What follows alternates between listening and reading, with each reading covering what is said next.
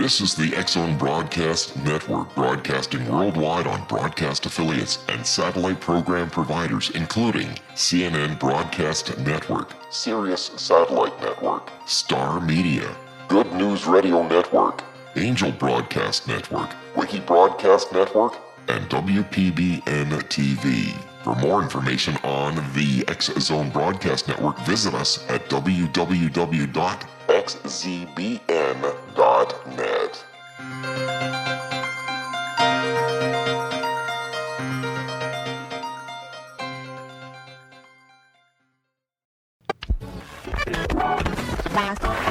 All Hit Radio.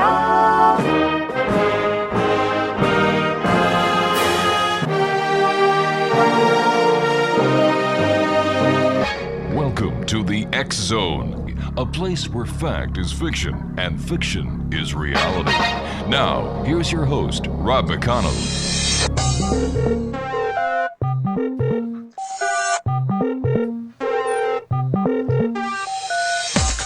Welcome back, everyone. This is the X-Zone. My name is Rob McConnell, coming to you from our broadcast center in Hamilton, Ontario, Canada. Worldwide, toll-free 800-610-7035.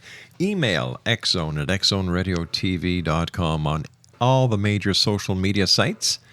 X-Zone Radio TV, and our website is www.xzoneradiotv.com. My guest this hour is Ed Roman, and right out of the gate with his freshman release in 2000, Special Ed and the Musically Challenged, Ed Roman defined his paradigm with inventive, infectious tunes that shook one's marrow and stirred the spirit. Ooh, I love that. This guy is truly unique, X-Zone Nation. 3 follow-up releases with SEMC continued to mesmerize and astonish with music that both kissed and prodded, seduced and challenged, hypnotized and enlightened. Joining me now is a fellow Ontarian and a fellow Canadian, Ed Roman. And Ed, welcome to the X-Zone. Rob, it's a pleasure to be here, and thanks so much for having me. Hey. I was going to say Rob McConnell, and here I'm thinking of the Boss Brass. Well, yeah, unfortunately, no relations, but this is funny. I was in London, Ontario at 1290 CJBK when he was there. Okay. And we confused a lot of people. We really did. I'm sure you did. But unfortunately, I don't play trombone. I do play guitar. And, I was so sad to hear that Rob passed away a number of years ago. A great guy. I had the opportunity of meeting him, and we had a couple of beers together once. So Lucky memorable. You. That's wonderful. And you're in the home of Don Thompson as well, too. Another great Canadian musician, bass player, composer, keyboardist, and vibraphonist. Yeah, we are. It's also the home of Michael J. McCurley, another right. great Canadian. Let me see. Who else is from here? Wasn't Bill Bird originally from Hamilton? I don't know. That I don't know, but And Tiny Talent Time, the classic. That's right. Was shot out of Hamilton. That's now right. is the time for the show. Yeah, the CHCH amphitheater on King Street. And, Yep. And then let me see. David Wilcox That's right. is from Hamilton. So, Hamilton's not only the Steel City. In my opinion, Hamilton is one of the greatest musical centers in this great country of ours. I'm originally from Montreal, so I had the pleasure of meeting a number of greats in Montreal, including Leonard Cohen way back when, Cliff Edwards from the Bells, Bowser and Blue, and a host of others. But that's for another show, or the next time you pass through Hamilton, we'll go to a Tim Hortons and have a coffee and chew the fat. So tell me, how did you get into music, Ed? It's been a part of my life, all of my life, as long as I could remember. I'm a dyslexic, and I just want to say, first of all, most people think dyslexia is a learning disability, and it is in some ways if you want to put that moniker on it, but I find it to be actually something that's an advantage. It's more like a gift, because the dyslexics, and all through history, we can point out many of them, whether they be composers or architects or whoever, they have the ability to kind of look outside of the box, and they're kind of forced to just because of their surroundings. So music was a way for me to express myself and sort of come out of my shell. I also grew up in a family of 3 generations of people. Wow.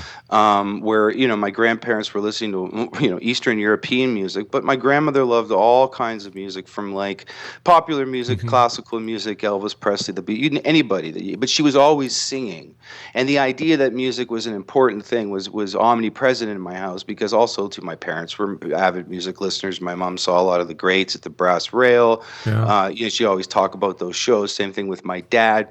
Brothers and sisters were 10 years older than I was, so I was exposed to that late 60s, 70s kind of experience of music and folk artists and a lot of rock and all that kind of stuff. So I had a plethora of music always happening, but the significance, the importance of it was also because I was the baby. It helped me kind of, hey, I'm here, my rendition of John Jacob Jingleheimer Schmidt on the kitchen table with people, talking and arguing, because I also grew up in a very political family. My dad was the mayor of Markham for 30 years. And he was also the first federal MP in Canada. It was a coalition candidate. They had ousted the Liberal and Conservative leaders and asked my dad to run as an independent in Ottawa. He was also the police commissioner, and he was a commissioner of York Region as well for 6 years. But it was also very important to be politically minded and to be thinking about what's going on in your community around you and nationwide. And to me, music, in many ways, especially the type of music I grew up listening to and aspiring like, had a lot of that meaning in it. So that's really the incarnation of Ed and why Ed exists and writes music today. It seems to be not only a form of art form for me in self-expression, but also a way to really sort of communicate my ideas when it comes to about life, politics, and sociological kind of things. Ed, you and I have to take a commercial break. We'll be back in 2 minutes. Exonation Ed Roman is my very special guest this hour. His website is www.edroman.net. That's www.edroman.net. And we'll be back on the other side of this 2-minute commercial break as the X Zone continues with yours truly, Rob McConnell, from our broadcast center in Hamilton, Ontario, Canada. Visit us online at www.xzoneradiotv.com and like us at Facebook, X Zone Radio TV. We'll be back in 2. Don't go away.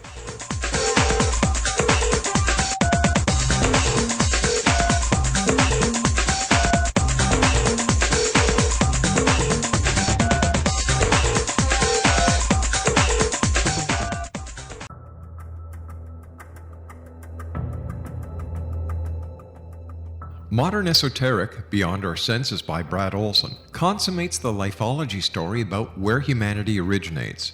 It is the lost continents, the primitive wisdom, the mythos of creation, and the rethinking of ancient history as we are taught in academia. There is much more to the story than what we have been told.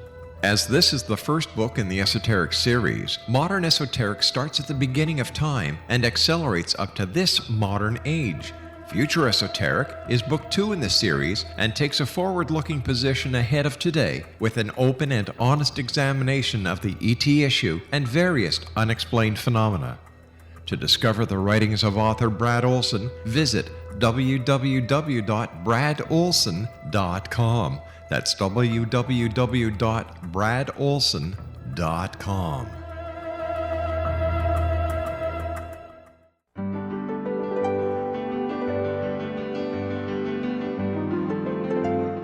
Named one of the world's greatest psychics, Elizabeth Joyce is now giving readings worldwide via Skype. Elizabeth Joyce is recognized for her clairvoyant ability to help find missing persons, her analysis of dreams, past life regression work, mediumship, and her accurate predictions. Elizabeth has been a frequent guest on the X Zone radio show with yours truly, Rob McConnell, now for several years. For an appointment with Elizabeth Joyce, call 201-934-8986 or Skype at elizabeth.joyce. And for more information, you can always visit Elizabeth Joyce online at www.new-visions.com.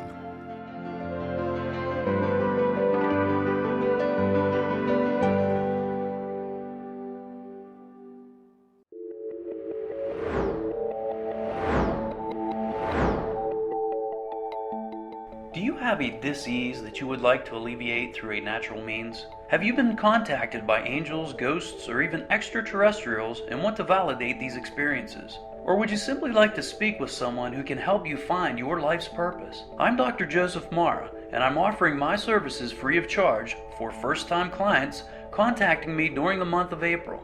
These free consultations include angel card readings, guided meditations, life coaching, and energy healing. If you have always wanted to explore these types of experiences but were skeptical or simply could not afford them, then take advantage of this free special offer. Contact me through my website, aguidinglight, spelled lite.com, to schedule your consultation today. Until then, I offer you love, light, and laughter.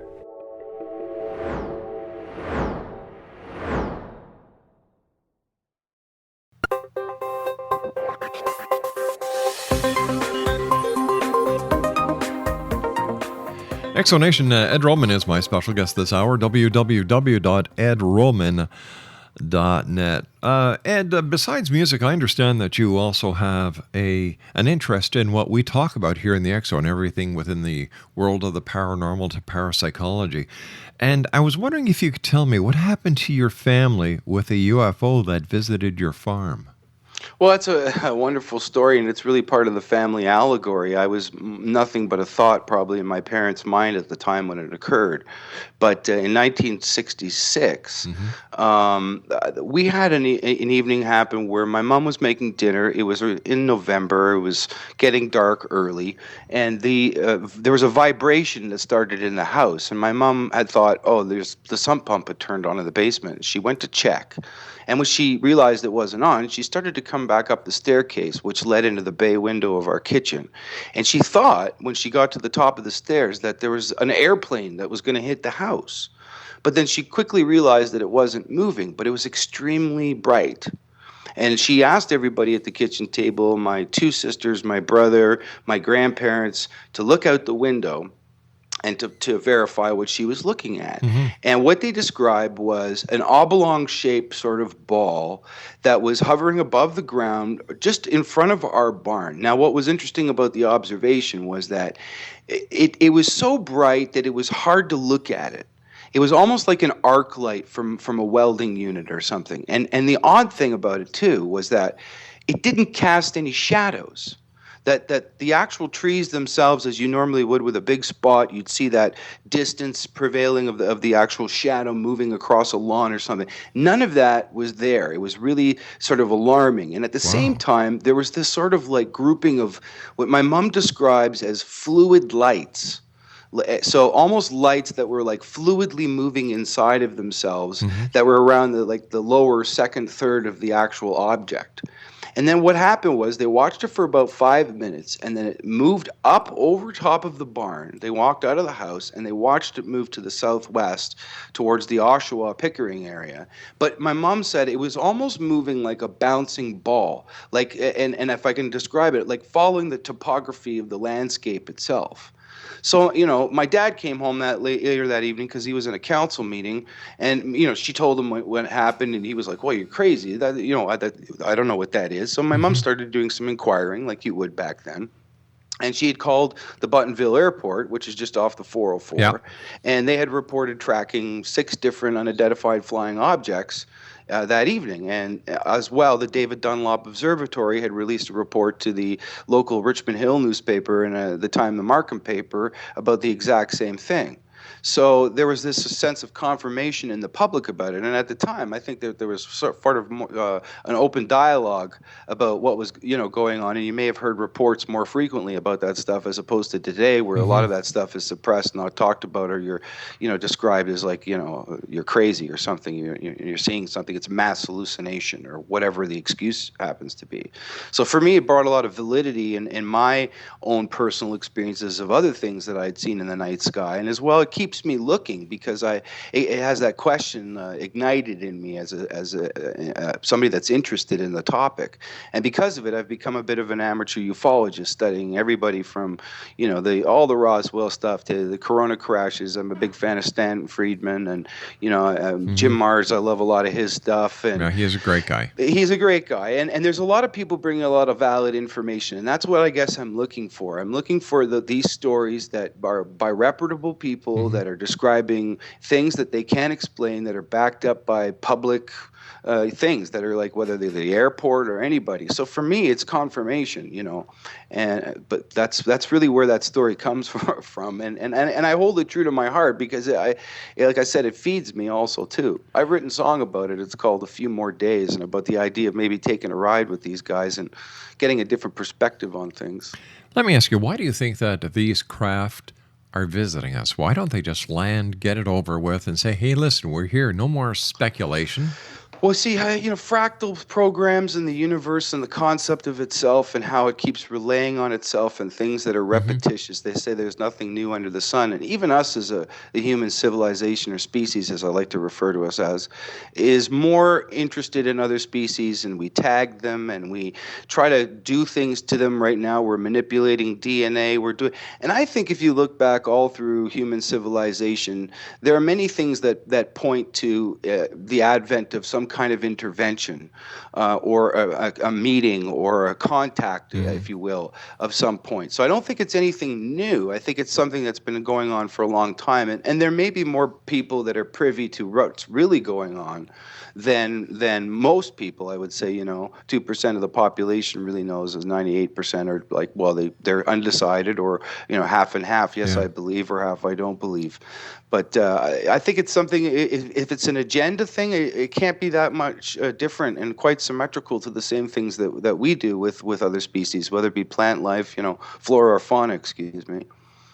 Many people in the different religions that rely on the Bible are very quick to say, well, no, if this was true, it would be mentioned in the Bible. And my response is, it is. Exactly. The book of Ezekiel even talks about, his experiences with the wheel in the sky. But it even goes back to the time of Moses. Oh, absolutely. First of all, you've got the pillar of fire by day, pillar of smoke by day, pillar of fire by night. And then you have what I call his meeting with the extraterrestrials when he was handed the 10 Commandments. Yeah, the burning bush. Exactly. Yeah, and then you've got the Ark of the Covenant, which is this incredible static electric charged box that, it's all, I could see it, and even there was a book a while back called Cargo Cults, which wonderfully described it almost in a 20th century fashion, which says that when the Air Force had gone into sort of Polynesian islands and set up different things during the Second World War, when they left, the actual islanders started to build bamboo structured versions of airplanes and stuff to try to attract the people to come back because of the technology they had. And there's a lot of that, in ancient sculpture and different things that are like that. It's kind of hard to ignore. And not only that, the logistic behind, even some of the stuff, and I know it's like Zawi Hawass is one of my favorite people to watch because I love to watch him speak, but I also disagree greatly with things that he says. And some of the blocks, even at Billback and the other these stones are like 200 tons. 90 tons. Unbelievable as far as an achievement in even today's standards, as far as moving something. How is that possible with ancient cultures and the alignments of things? It's either that or there's this loss, like with the Piri Reis map, this ancient knowledge that's been lost in some way. Yeah. And I think it also behooves that other 2% to sort of keep it kind of hidden and quiet and poo-pooed, because that way it's much easier to control. What's your definition of conspiracy? Conspiracy, well, if you let's think about the United States and the forefathers. They came from an oppressed states of Europe, and they wanted to build a constitution, and it was about the people. And they themselves spoke of the idea that, conspiracy is something that is to overthrow or to take over a situation that is sort of brought about by earnest. So, and to manipulate others on that behalf. What the thing about the clature of it today and how it relates to it being a stigmata of somebody that's crazy is that it's tied in all these different things and people that maybe also make outlandish claims. But the reality of it is that a conspiracy is a real thing.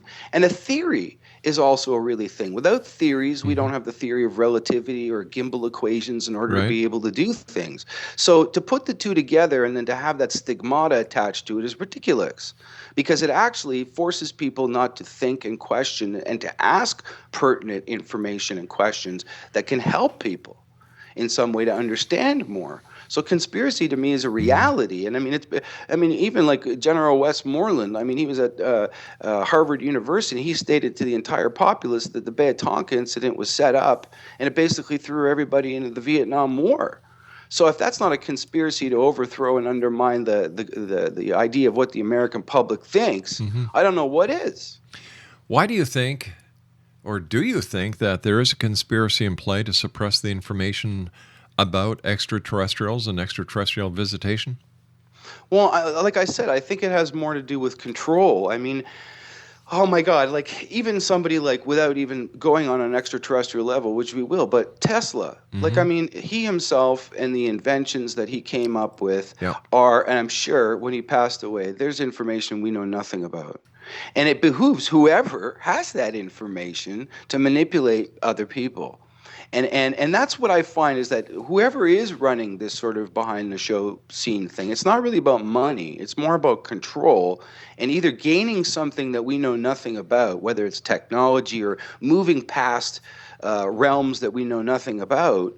Then I seriously question all of the motives behind it. I mean, I've seen some things from NASA cameras that are like, pointing at the sun with those little tiny things that are flying around. Like, I mean, and then why is it all of a sudden that NASA blocks out their camera of the sun so people can't actually look at what's going on? It's very incriminating. Well, it's either very incriminating or what they're doing may have nothing to do with the incrimination, but what they're doing is that there may be some natural anomalies that are occurring that people are using their imaginations to create something that's not really there. Like, they're seeing something, but it may not have anything to do with UFOs. It may not have anything to do with spaceships. But because it is on the NASA feed, NASA is actually feeding the hysteria behind it. Exactly.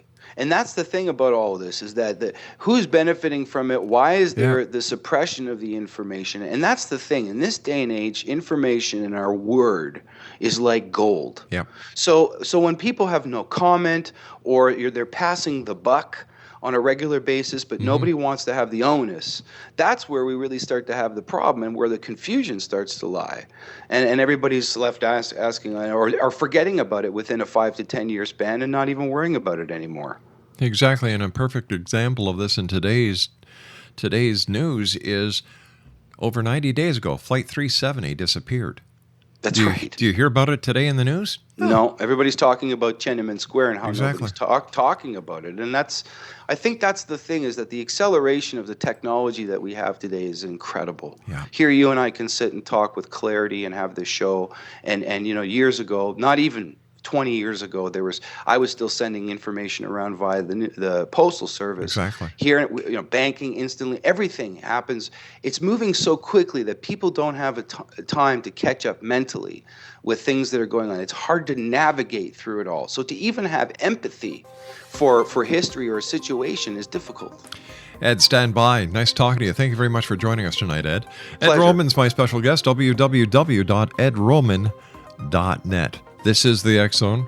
I am Rob McConnell. We're coming to you from our broadcast center and around the world on the XZBN. We'll be back. Don't go away.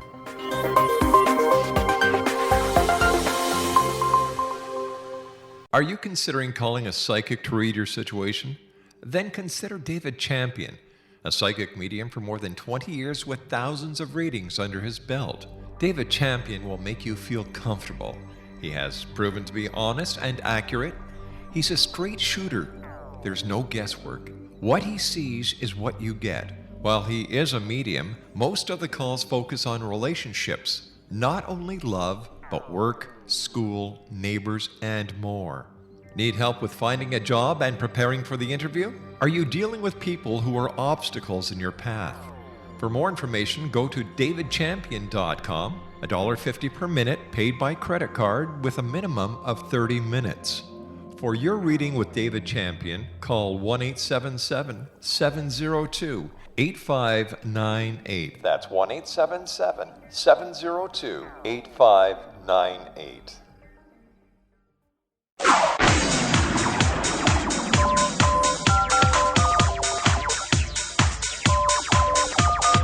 Now you can dial in to listen to the X-Zone radio show from anywhere in the world with Rob McConnell 24/7, 365 by dialing 213-401-0080. That's 213-401-0080. If you have a mobile phone or landline, the X-Zone radio show with Rob McConnell is now at your beck and call at 213-401-0080. That's 213-401-0080, 24/7, 365.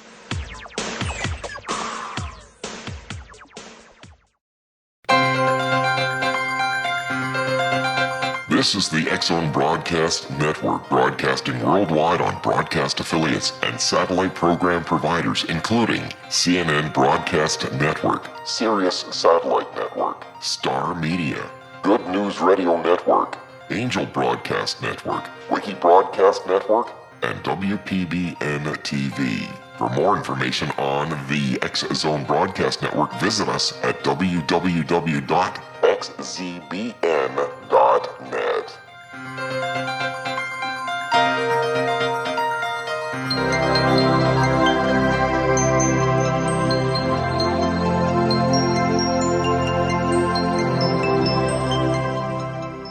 This is Elizabeth Joyce with Stargazing, week of June 2nd to June 8th on the X-Zone.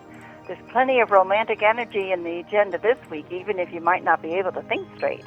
June is relatively quiet compared to the last 2 months. The only big issue is Mercury turning retrograde June 7th through July 1st. The communication breakdown cycle begins in Cancer, the sign of family, food, home, and emotions. Then it goes backwards into mental Gemini. Plan to do a lot of short, quick projects this month rather than taking on something excessive. It would be good to catch up with old friends or to learn something new. This is the final month of Jupiter in Cancer. The purpose has been to create a life that includes more nurturing, both for yourself and others. Monday the 2nd is particularly a good day for sharing with others. Remember that Mercury turns retrograde at the end of the week, so take care of communications and date scheduling now. On Wednesday, the love planet Venus in Taurus will embrace enchanting Neptune in a supportive sextile. This aspect guarantees that Earth and water signs will enjoy succumbing to the hypnotic spell of their sweetheart. Creative pursuits are also favored. There are 2 grand trines on Thursday the 5th. This is auspicious, but it moves through very quickly. Do something nice for yourself. One triangle is the feeling of water signs, Cancer, Scorpio, and Pisces. The other is the practical earth signs of Taurus, Virgo, and Capricorn. Be productive, but make sure your emotions are engaged in projects towards the end of the week. And on Friday, the Sun is in Gemini, and that will be a supportive link to Uranus. High voltage energy, along with clever ability to move forward in your progressive personal agenda, will become second nature. Everyone will enjoy focusing on what promotes their individual expression. In fact, this is what will make you come alive. The moon is in social Libra for the weekend. Confirm your plans and practice adaptability because Mercury turns retrograde on Saturday. That trickster planet is ready to cause trouble again. Mercury retrograde begins in sentimental Cancer, but will spin backward until July 1st. You might spend more time strolling down memory lane or dwelling on a family situation you wish you could do over. If you open your heart into it, maybe you can. And if you'd like more information about Elizabeth Joyce, visit her online at www.new-visions.com. That's www.new-visions.com. Her email address is elizabeth.joyce.email@gmail.com. And she's available on Skype by elizabeth.joyce. Exonation, my guest this hour is Ed Roman. His website is www.edroman.net. And Ed, before we went to the commercial break, we were talking about conspiracies. Okay, so we've got the conspiracy theorists out there who really believe that the governments of the world have a conspiracy in place in order to suppress the information on on what they believe to be as extraterrestrial landings and extraterrestrials being here. They talk about MJ-12, they talk about the Roswell crash, they talk about Area 51, Nellis Air Force Base, and the list goes on. But you said something very interesting. You started to talk about the amount of information that we have at our fingertips. Is it possible, in your opinion, that we are suffering from information overload, that we don't have the amount of time that is required to process the data we're being fed?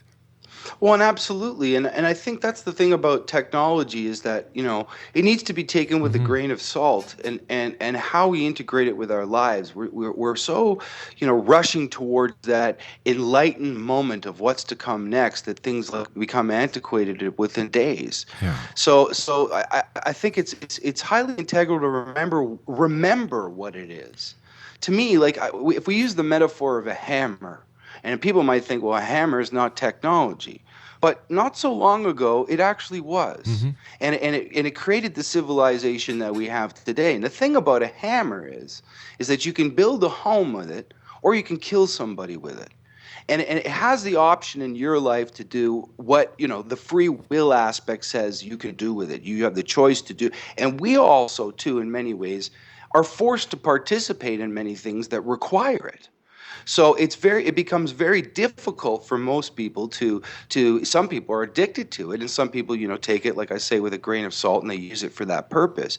But it also becomes like, in my personal experience, I mean, years ago, not that long ago, I wasn't a part of the Facebook, Twitter sort of thing. I was always computer savvy, but I just wasn't socially networking as much as I nearly have today.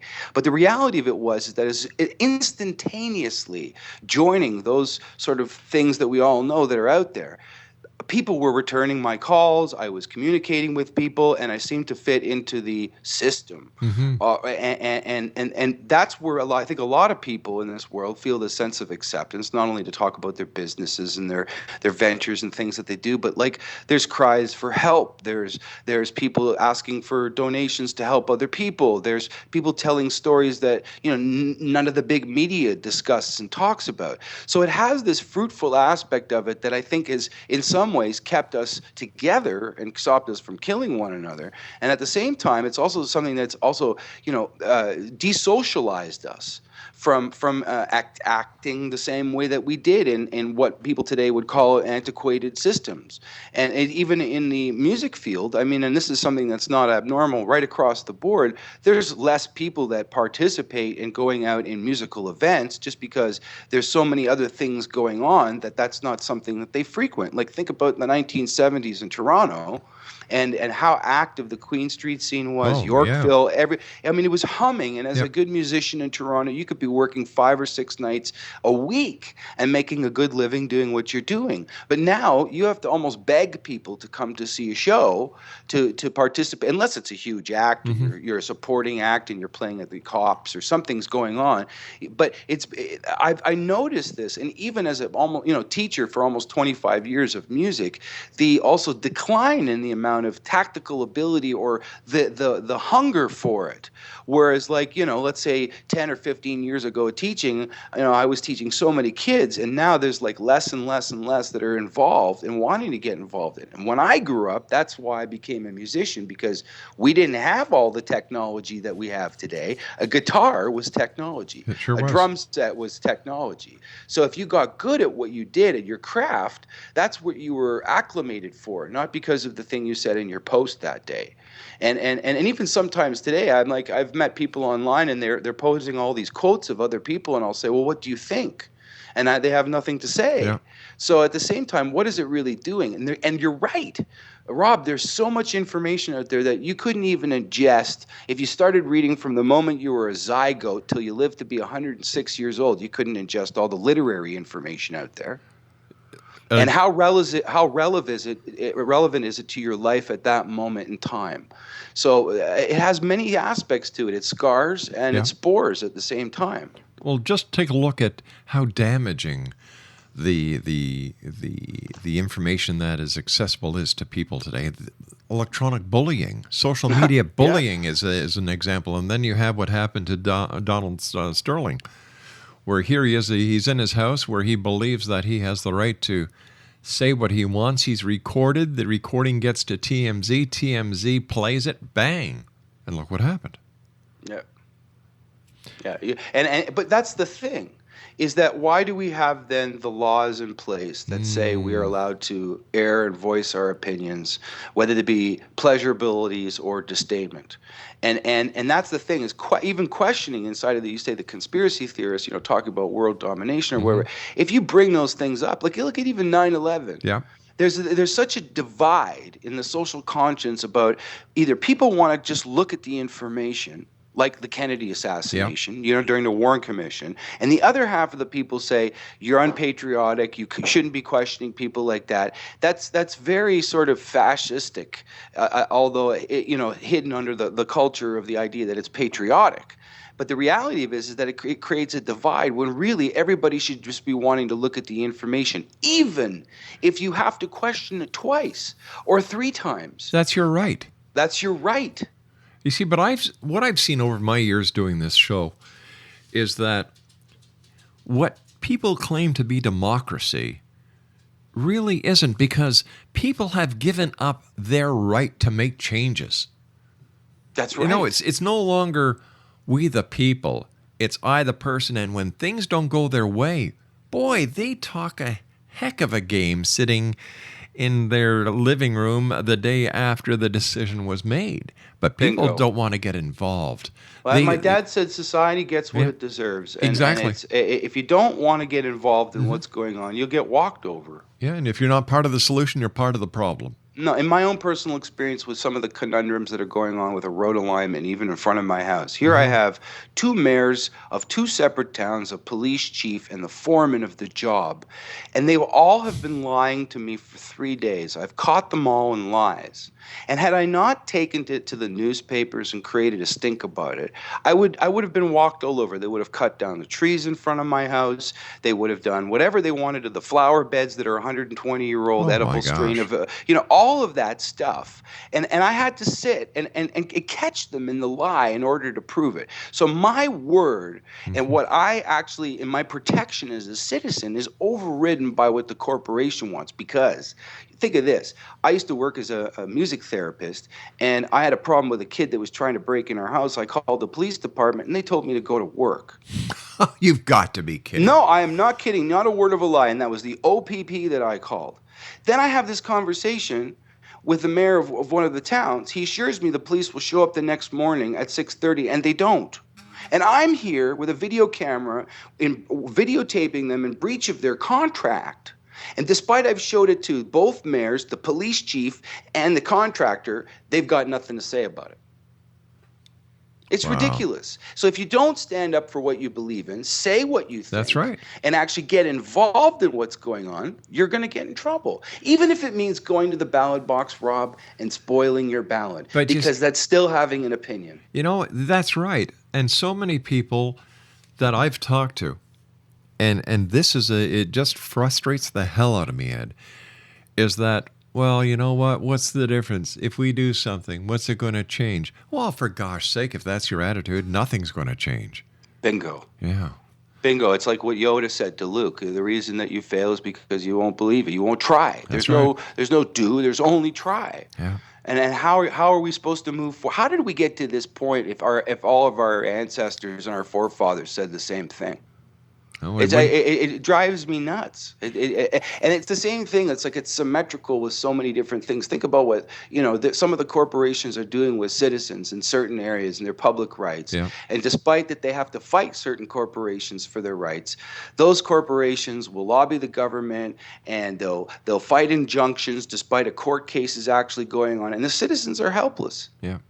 Well, that's because the corporation has the deep pocket. You got it. Yeah. You got it. And that's where, like, Umberto Mussolini, when he was asked the question about fascism, he says, we don't have fascism. We have fascist corporate dictatorship. And that's technically what we have today. Even in Canada alone, Rob, if you ask the average Canadian citizen about, the electoral bill that's going on, they'll talk about it. They know about it. But you don't hear Peter Mansbridge on CBC talking about Bill C-18. Well, of course and not. The fact that the entire farmers union is pleading with the agricultural minister to not allow this bill to go through so Monsanto can have their quote-unquote heyday with our country. Well, of course not. CBC won't, because CBC is funded by the government. Bingo. Yeah. Bingo. It's just like, why do most Canadian actors, most Canadian artists go down to the States? Because they get no support from Canada. That's right. I mean, it's unfortunate to even say it. I'm happy to say to Mike Stouffer and all of his help and what's going on in the States with my music. But the reality of it is, I've been trying to get arrested and get help in my own country for the longest time. And this is something that's not out of the ordinary for other artists. Now, I mean, look at Jimi Hendrix. I mean, back in the 60s, he played with Little Richard. And it's not until he went to Britain, Chaz Chandler found him, and he became who he was at the United States. So, well, Jimmy's ours. Well, look at the Beatles. They didn't become an international name until they came to New York to the Ed Sullivan Show. Bingo. Yeah. Bingo, exactly. Oh my God, that's showing the my thing age about again. support in our culture. Like, so even going back to the comment about the 70s and the club scene, it's like it was the support of the community getting involved that kept it alive. Do you think it'll ever change? Do you think people will get off their butts and actually do something? Look, God, let's talk about the 60s and the peace movement and the hippies. And, they put their heart and their soul into everything they did, and they made the changes happen.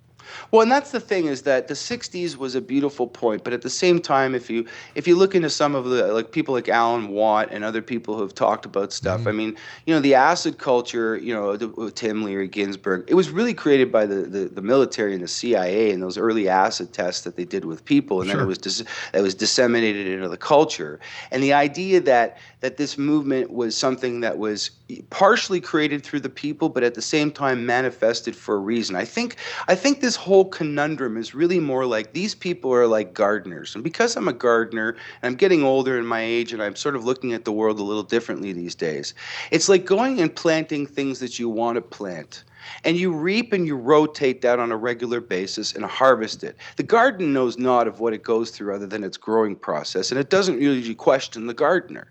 But the gardener is always manipulating it in order for its own need. I grow my garden, I grow my peppers, I plant them, I rotate it, I do certain things in a certain way so I can have them for months to come.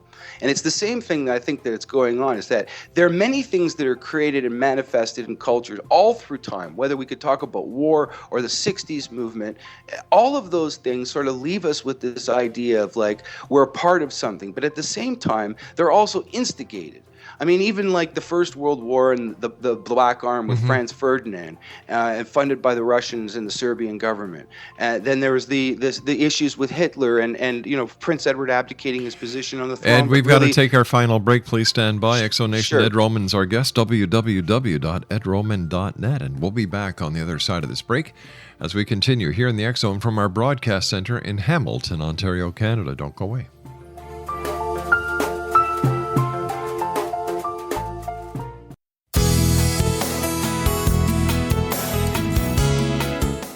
With each new extreme weather event or terrorist act, it becomes increasingly obvious that we live in uncertain and challenging times. We all buy car insurance. Why not collapse and catastrophe insurance? Matthew Stein, an MIT-trained engineer and green builder, has written 2 outstanding books to help people prepare, plan for, and deal with everything from minor situations lasting a few days to full-on collapse. Matt's first book, When Technology Fails, is a manual for self-reliance, sustainable living, and surviving the long emergency. This massive book covers the gamut from first aid and emergency preparedness to alternative healing, renewable energy, primitive living skills, and 18th century technologies that could be critical to your comfort and survival in a long-lasting crisis. Matt's second book, When Disaster Strikes, is a comprehensive emergency preparedness handbook and survival guide. When Disaster Strikes is an essential item for every family's go bag. Both books are available at all usual sources. There's a wealth of totally free information posted at whentechfails.com, and author-signed copies may be purchased at mattstein.com. That's www.whentechfails.com and www.mattstein.com.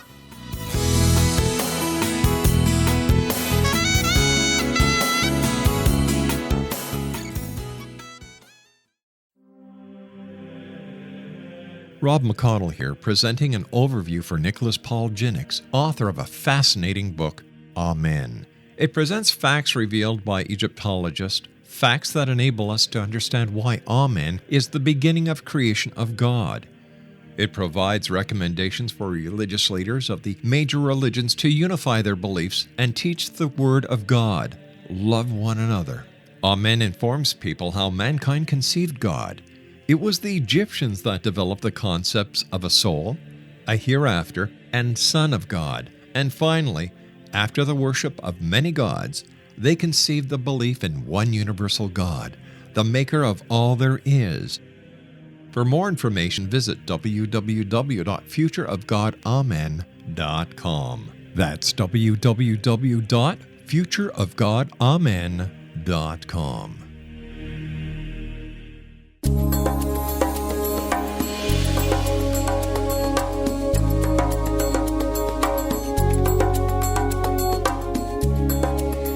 Exonation, Ed Roman is our special guest. First of all, Ed, I want to thank you so much for joining us. And it's how do we encapsulate everything we've been talking about over the last hour?